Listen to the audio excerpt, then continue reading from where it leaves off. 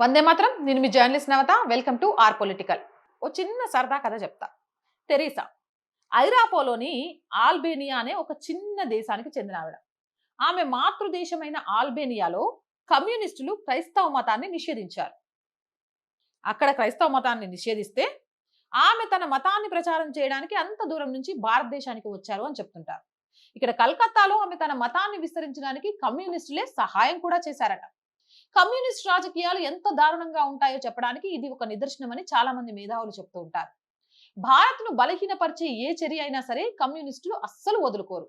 భారత్ బలపడితే ముందుగా నష్టపోయేది China వగేరా communist దేశాలు. అందుకే తమ మాతృదేశంలో నిషేధించిన దాన్ని భారత్ లో తమ ఆయుధంగా వాడుకున్నారు. ప్రపంచం మొత్తం తెరిస్సా పట్ల ఒక యుఫోరియాకు గురయ్యే విధంగా బలమైన మాతృత్వ నెరేటివ్ సృష్టించారు. ఆవిడ పసిపిల్లలను అమ్ముకున్న విషయం దాచారు. ఆవిడ చచ్చే వరకు బాప్టిషం ఇచ్చింది దాచారు. ఆవిడ నిల్మర్ హృదయ్ ఒక మానసిక రోగుల ఆవాసమని ఏకంగా పాశ్చాత్య పత్రికలు సైతం గగ్గోలు పెట్టాయి. వీటన్నిటిని కూడా దాచారు. వీటికి సంబంధించి అనేక కథనాలు సోషల్ మీడియాలో కూడా వచ్చాయి. ఆఖరకు ఆవిడకి ఎక్కడికి తీసుకెళ్లి కూర్చోబెట్టారు అంటే మన కన్న తల్లుల కన్నా ఎక్కువ స్థానం ఇచ్చారు. సినిమాలో సైతం ఒక రేంజ్ లో మోసేశారు. అసలు తెరిస్సా అంటేనే పెద్ద మోసం అని చాలా మంది అంటూ ఉంటారు. భారత్ ప్లస్ విదేశాల నుంచి కలెక్ట్ చేసిన విరాళాలలో 93% డబ్బును వాటికన్ కి పంపేదని చెప్తూ ఉంటారు. దాతృత్వానికి ఆవిడ వాదింది కేవలం 7% మాత్రమే. మిగిలిందంతా వాటికన్ చర్చికి తరలించేదని చాలా మంది మాట్లాడుతూ ఉంటారు. తెరిసా యొక్క యూకే కార్యకలాపాలపై 1991లో జరిపిన ఒక ఆడిట్ లో సుమారు 2.6 మిలియన్ల మొత్తం ఆదాయంలో కేవలం 7% మాత్రమే దాతృత్వ పనులకు వెళ్లిందని వెల్లడైంది.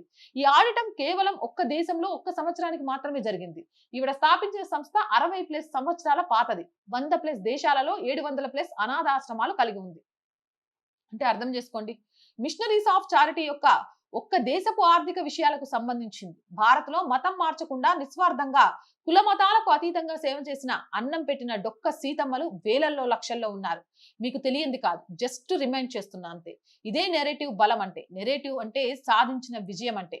అంటే తప్పుని ఒప్పుగా చిత్రీకరిస్తూ కూడా కొందరు ఏ విధంగా మనుషులను మ్యానిపులేట్ చేస్తారని చెప్పడానికి ఇది ఒక ఉదాహరణ.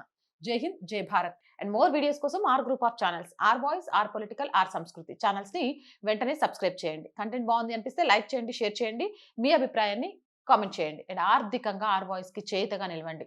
ఆర్థికంగా సపోర్ట్ ఇవ్వాలి అంటే సబ్స్క్రిప్షన్ పక్కనే జాయిన్ అనే బటన్ ఉంది. 1 to 5 లెవెల్స్ ఉన్నాయి. ఏదో ఒక లెవెల్లో సపోర్ట్ చేయండి. లేదా స్క్రీన్ మీద గూగుల్ పే, ఫోన్ పేతో పాటు అకౌంట్ డీటెయిల్స్ ఉన్నాయి. మీకు తోచిన సహాయాన్ని అందించండి.